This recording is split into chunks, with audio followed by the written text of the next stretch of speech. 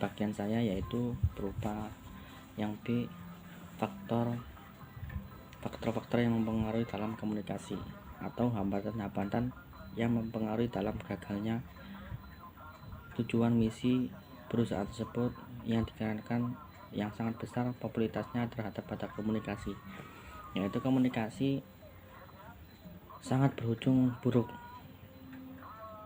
jikalau faktor-faktor itu telah terjadi, seperti halnya dalam keadaan komunikasi antar manusia, pesan, dan lingkungan, di mana faktor itu terdapat pada manusia yang berujung buruk di dalam tingkat pengetahuan, perkembangan, sosial, kultural, jenis kelamin, peran tanggung jawab, atensi, hubungan, persepsi, sikap, dan lain-lain. Itu yang beberapa konsep-konsep yang dapat mempengaruhi komunikasi dalam hambatan-hambatan yang agar gagalnya suatu tujuan visi misi perusahaan tersebut.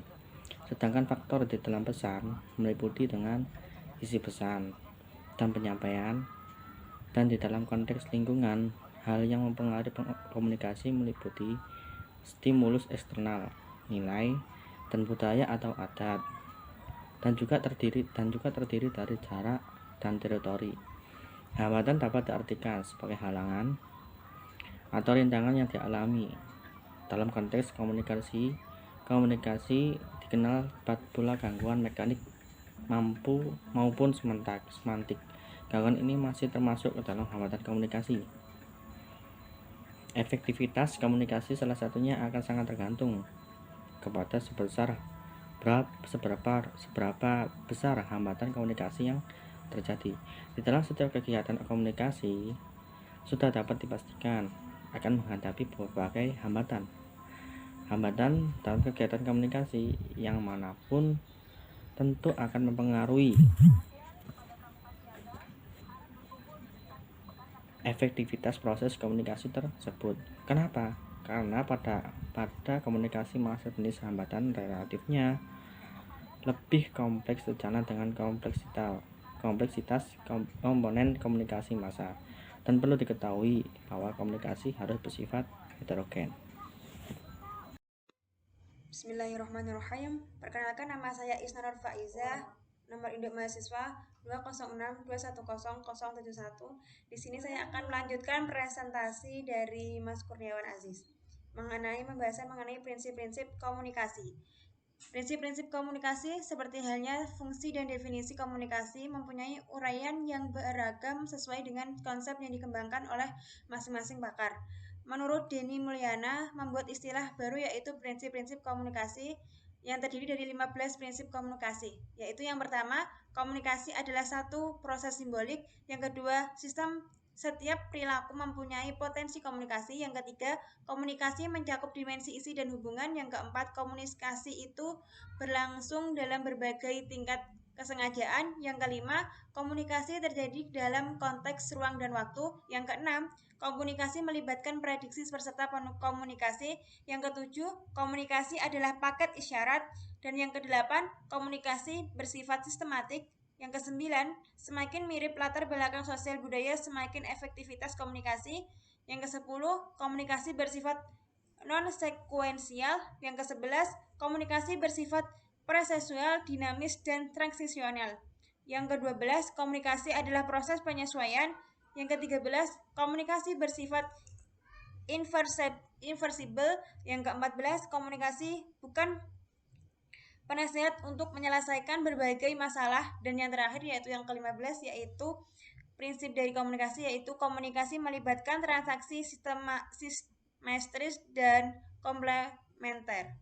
Berikut presentasi dari saya, yang selanjutnya akan dilanjutkan oleh saudara Mbak Elsa. Terima kasih. Yaitu tentang teknik komunikasi. Kemampuan komunikasi merupakan faktor penentu kesuksesan setiap individu maupun organisasi untuk bertahan dalam persaingan bisnis yang sangat kompetitif saat ini. Kemampuan komunikasi seorang dapat di dalam organisasi diperlukan dalam setiap kondisi, misalnya pada saat mempersiapkan sebuah bisnis Representasi bisnis menyampaikan ide-ide atau gagasan dalam suatu rapat. Faktor penting dalam komunikasi tidak hanya sekadar pada yang ditulis atau dikatakan seseorang, tetapi lebih pada karakter seseorang dan bagaimana seseorang dapat menyampaikan pesan kepada penerima pesan. Menurut Covey, untuk membangun komunikasi yang efektif diperlukan 5 dasar, yaitu yang pertama, usaha untuk benar-benar mengerti orang lain. Yang kedua, kemampuan untuk memenuhi komitmen. Yang ketiga yaitu kemampuan untuk menjelaskan harapan. Yang selanjutnya itu kemampuan untuk meminta maaf pada tulus jika melakukan kesalahan. Dan yang selanjutnya itu kemampuan memperlihatkan integritas. Dalam hal ini, kebaikan dan sopan santun seperti halnya kemampuan dan kemauan untuk memenuhi komitmen yang disampaikan dan menjelaskan harapan yang diterapkan. Dalam suatu hubungan komunikasi sangat diperlukan untuk menghindari terjadinya harapan yang bertentangan atau berbeda dengan peran dan tujuan komunikasi. Selain itu, integritas mencakup hal-hal yang lebih dari sekedar kejujuran dan juga diperlukan dalam membangun hubungan komunikasi yang efektif dan sehat. Untuk menciptakan komunikasi yang efektif, seorang komunikator harus mampu mengidentifikasi sasaran yang menjadi penerima pesan dan menentukan tujuan, efektivitas komunikasi, merancang pesan, memilih media, memilih sumber pesan, dan mengumpulkan umpan balik. Dalam menentukan tujuan, ada beberapa hal yang harus diperhatikan. Yang pertama yaitu komunikator menentukan tanggapan dan efek yang diharapkan dari komunikasi yang disampaikan. Yang kedua yaitu komunikator harus mengetahui dan memahami apakah khalayaknya konsumen ada dalam tahap pembelian atau tidak. Tahap pembelian mulai dari kesadaran, pengetahuan, kesukaan, preferensi, keyakinan, dan pembelian. Komunikator harus bisa menggerakkan konsumen ke tahap pembelian. Untuk merancang pesan, komunikator mengembangkan pesan komunikasi yang efektif. Kemampuan komunikator untuk memenuhi sumber pesan dapat menentukan keberhasilan sebuah komunikasi untuk mencapai tanggapan dan efek yang diharapkan. Hal ini sangat tergantung pada kehandalan daya tarik dan kredibilitas komunikatornya. Seperti sumber pesan biasanya orang-orang yang memiliki daya tarik tinggi, dikenal publik, dan berkredibilitas tinggi. Misal seperti selebriti, tokoh keagamaan, pejabat, dokter, dan lain-lain. Hal terakhir yang harus dilakukan dalam pengembangan suatu komunikasi yang efektif adalah mengumpulkan umpan balik yang bertujuan untuk mengevaluasi keberhasilan penyampaian informasi pada penerima informasi. Mungkin itu, dan akan dilanjut dengan materi selanjutnya. Baik, di sini saya akan menjelaskan tentang hambatan komunikasi dalam organisasi. Hambatan dapat diartikan sebagai halangan atau rintangan yang dialami.